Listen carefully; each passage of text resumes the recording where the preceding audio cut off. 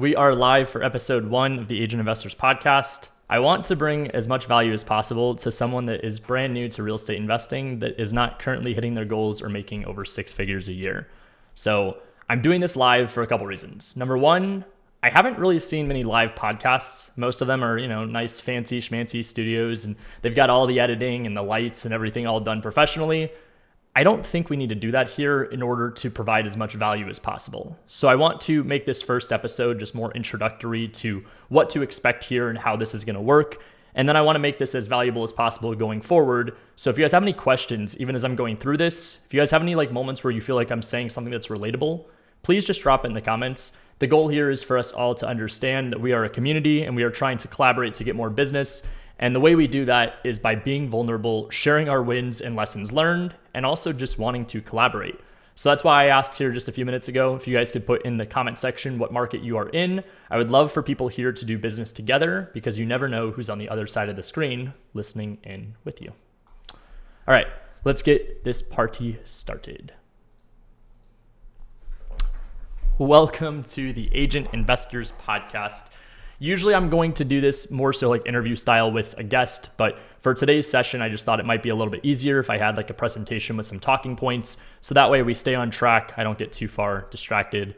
If you guys know me, I tell stories that sometimes come with bad analogies that sometimes get too far off track, like what I'm doing right now. So let's go. Let's get this started. First off, the introduction. This is the first live recording of the Agent Investors Stories podcast. In the past, I've tried doing what I called the Agent Investors Podcast, where I interviewed Agent Investors members and I got really positive feedback from it. The only thing was that it was actually pretty hard to record. To get people in person was at masterminds or where I had to fly out places. And so what I thought might be easier to be able to tell more stories faster and to get you guys more value quicker is if I was to do this just from the comfort of my own home and doing it virtually. So with that said, most agents and new investors are drowning in random tips and advice. If you guys feel like that's you, drop a comment and let me know. There's a lot of different strategies. There's a lot of different ideas. There's a lot of different markets. This show really is only about one thing: real estate agents, real estate investors, real people doing real deals without big marketing budgets. If this is something you're wanting to do, I would love to hear more about it in the comments as well. Tell me, what are your goals? What are you trying to accomplish? Is this something that you feel like is relatable? To me, I'll tell you in just a minute, but I ran out of money. I didn't have a big marketing budget that I could put tens of thousands of dollars a month into with the no guarantee of actually seeing it come back to me. And obviously in life, there's no such thing as guarantees. There's a lot of high risk, high reward conversations, but I am under the belief that you don't need to jump 2 feet in order to see a result or to see proof of concept. Once you see that proof of concept, it's a different conversation. Of course, then yes, you'll want to jump 2 feet in. And the easiest way to do that is after you can prove it to yourself. So in future episodes, I'll be interviewing members from Agent Investors, my community. Today, I'm going to just be laying out the path and my story to see basically how this is going to be structured for you. So if you guys want to follow along, I appreciate it. If not, it's okay too. Quick little about me. This is not meant to be the whole session today. This is just a quick little overview. If this is your first time hearing me or knowing of my community or anything along those lines, it's nice to meet you. I really appreciate you taking time out of your day just to listen to this podcast and live episode. My name is Ryan and I've been a real estate agent and investor for over 10 years. I've done a lot of transactions. I've sold a lot of deals. My very first part of the business was being a traditional real estate agent, an ISA even more specifically, where I was put in the back room by a bathroom making calls for 10 to 12 hours a day for a team at Keller Williams. And then I learned that I could make a lot more money with my real estate license. I don't want to, again, bore you guys with my story. I go in full detail of that inside my community, but I've been doing this long enough to tell you I've tried most things in the business. Everything does work, but you don't need to do everything to start. And so my specialty really is on-market acquisitions. I find where motivated sellers are, which is already on the MLS listed for sale, and then I negotiate the price and I find a win-win solution where the seller, the agent, and myself are happy, whether I'm wholesaling, flipping, or keeping the deal. I find that these are most appealing to myself and many new investors because there is no marketing cost. And so as I started to succeed, I created a community called Agent Investors. I've been extremely blessed with the life and opportunity I've gotten from real estate. And so part of my vision and goal now is to give back a lot of the time and experience I've got to hopefully help shorten the learning curve for you.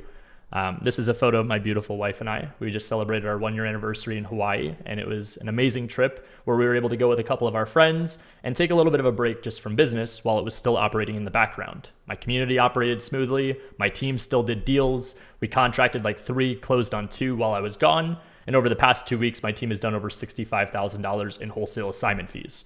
So I'm very well versed in real estate. I'm happy to answer any questions you guys have, even as they pop up live in the comments. Furthermore, the origin story of myself and my background. I started this real estate journey in life as an agent. I mentioned that I got licensed in 2016. I was on a team. I didn't know where to start. And so I just want to first take a second to talk about someone that's brand new in the industry. A lot of people ask, how do I get started? And I think that's one of the most fair questions. And if I could just be very open and honest, I think people will appreciate that on this podcast just with how I talk. I think where most people fail, and the reason statistics are 95% or higher failure rate in real estate, is because of this point I'm about to make.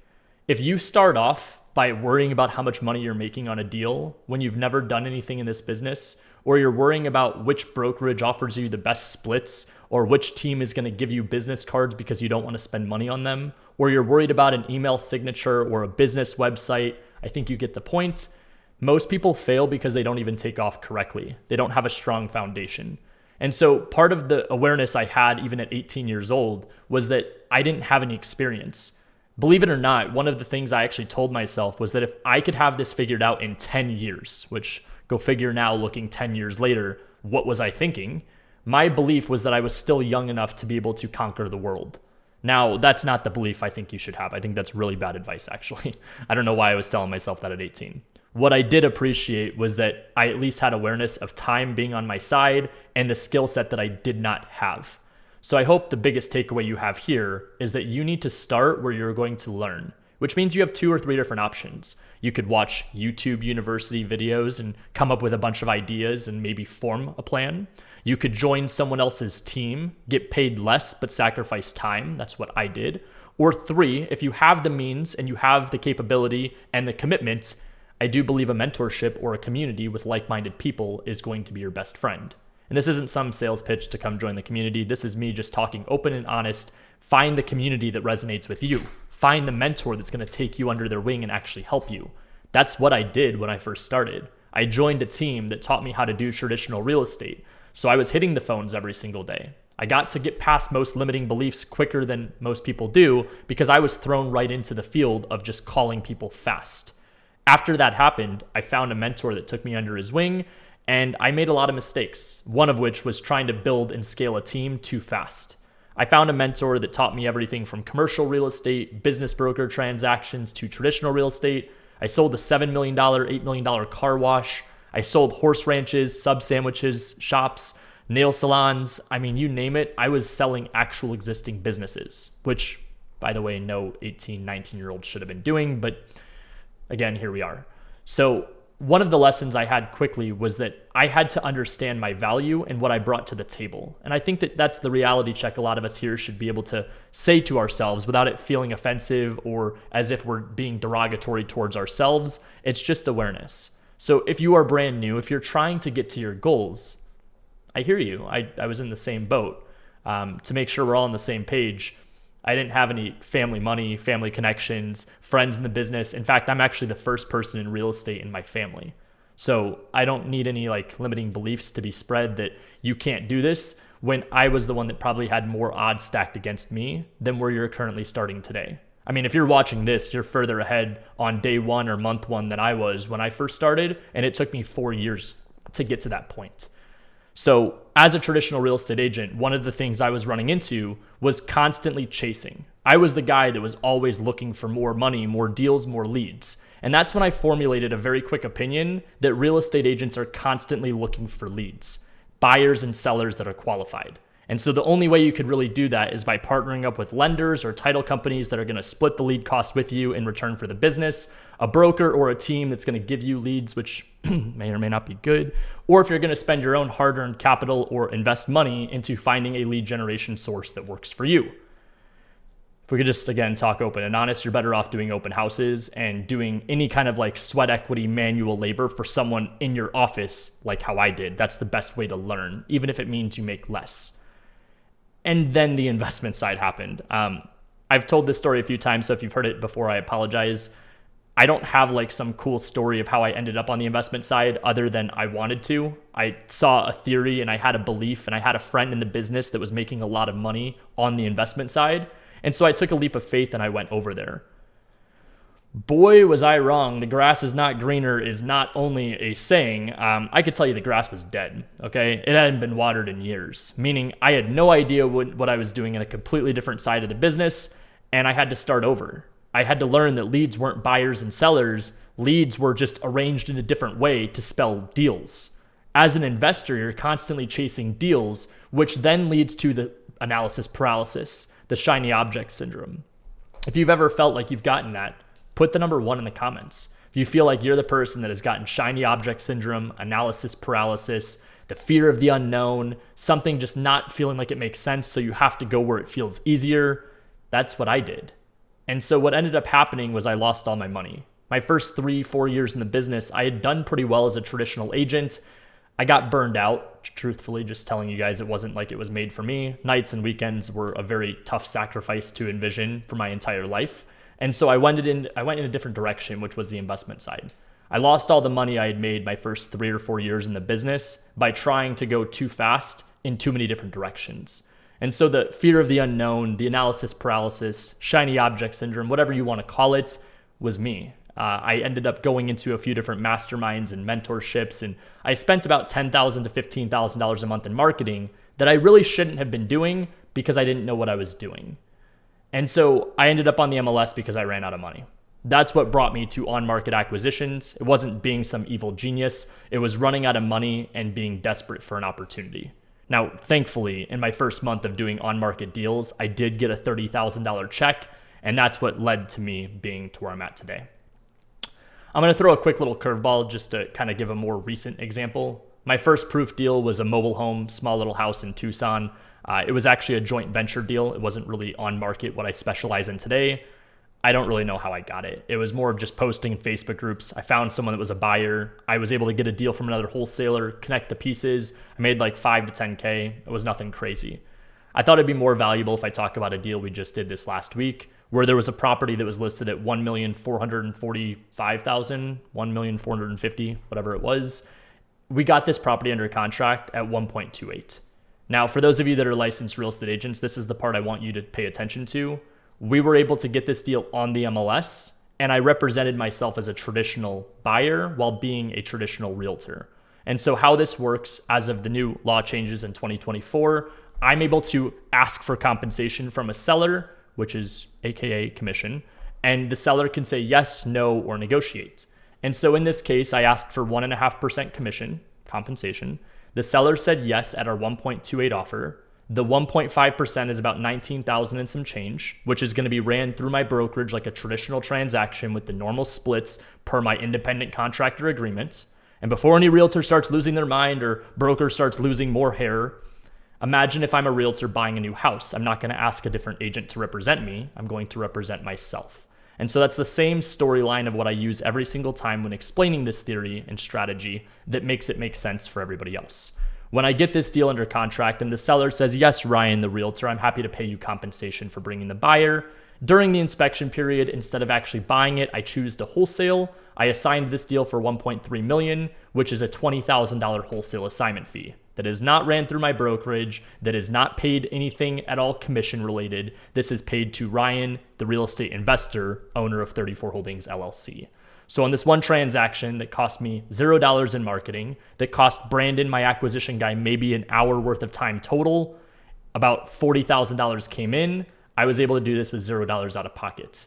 That's how we structure these transactions. I found it again on the MLS. Those are the basic numbers, profit timeline. It's about 14 days from start to finish. We'll get paid at the end of this month. We get paid in about 10 days from now. There wasn't anything specifically on this deal that almost killed it, other than I have a few options that could. I could go ask for a price reduction. I could end up not depositing earnest and my buyer doesn't either, and then I'm in breach of the contract. I could go out there and potentially try to sell this thing too high and scare away all my buyers. There's a lot of different things that could have killed it. Fortunately, I've made enough mistakes in this business that I know what I'm doing now, and this was a deal that we were able to get done pretty fast. As for what I learned, I'm more curious in that example, if there's something that you learned from it, put it in the comments. I'd love to know if there was a lesson in that story that helped you, if there was an aha moment, or if there was even something that you just feel like this is a deal that I would love. This kind of $40,000 check would change my life. Put the number 2 in the comments. If this is something you learned, let me know. If this is something that you feel like was an aha moment, let me know. If this is something that would change your life, put the number 2.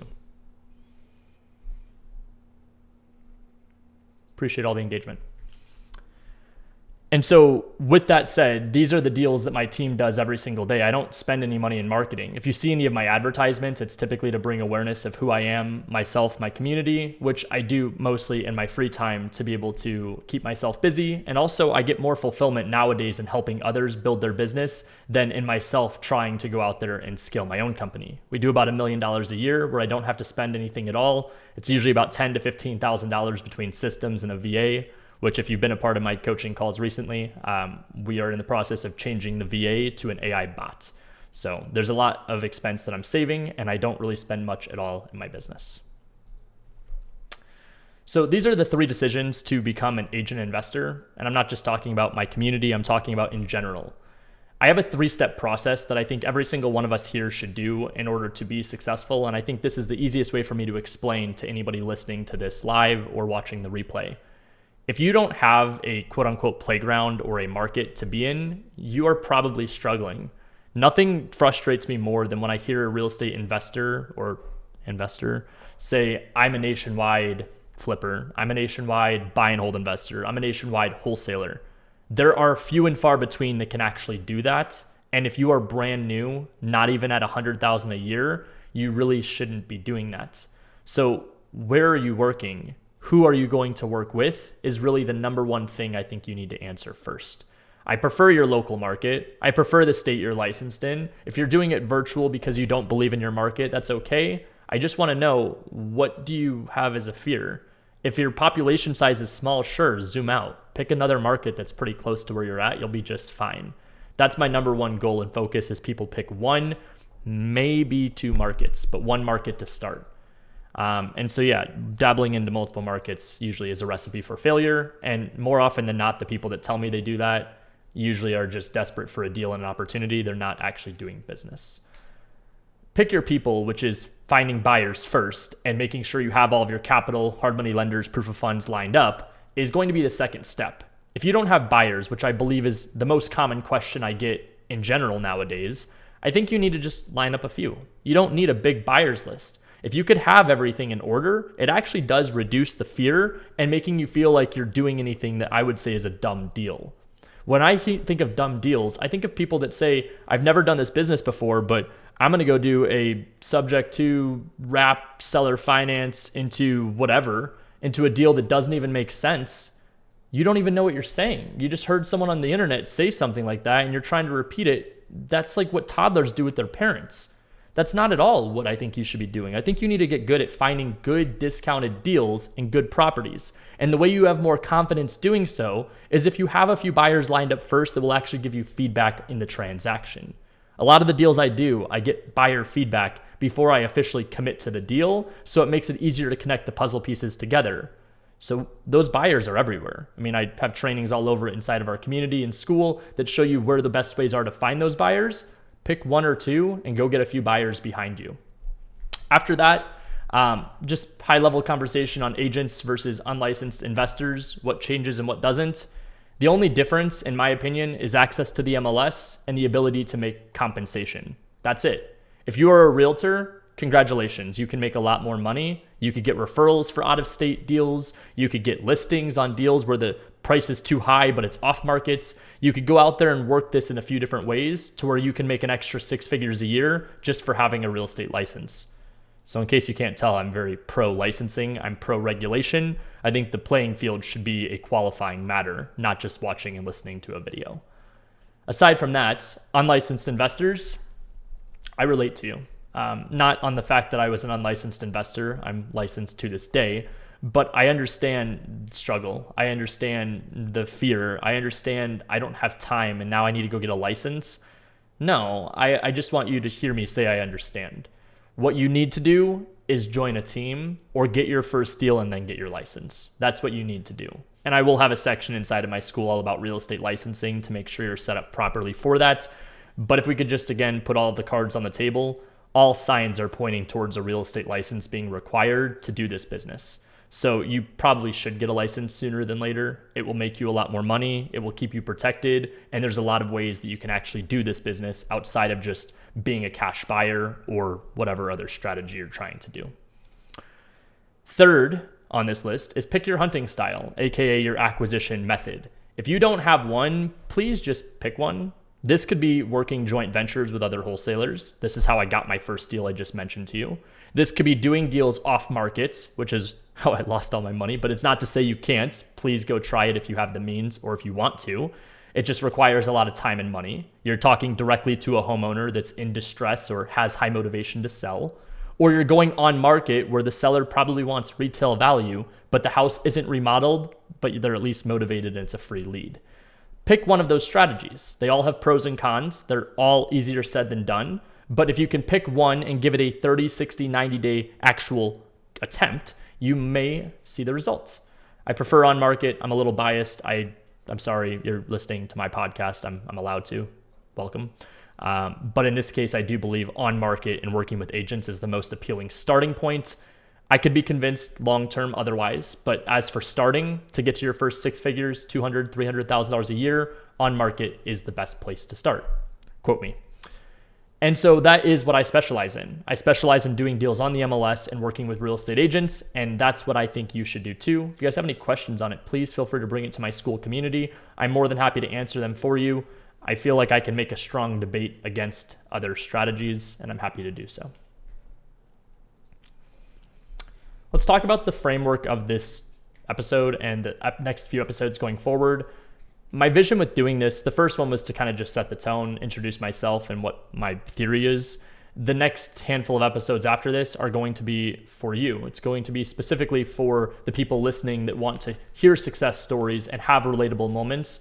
I'm going to be interviewing a lot of members inside my agent investors community that come in and crush it. And so over the next few weeks, you're going to hear from some of my members who have picked a market and did their first MLS deal in 45 days or less, were unlicensed investors that got their first assignment without any marketing spend, or they switched from changing strategies to strategy to actually stacking rental properties using the same things we teach. I'm just curious if you guys have a specific one of those that you're interested most. I would love to know which one it is. I haven't put a specific order together yet. So if you have one you'd rather hear first, the market being picked and deal done in 45 days, unlicensed and first assignment without any marketing spend, or switched from changing strategies to stacking rentals. If there's one of those specific you'd like to hear first, please let me know. I'd be more than happy to make that the next one we do. Put it in the comment section.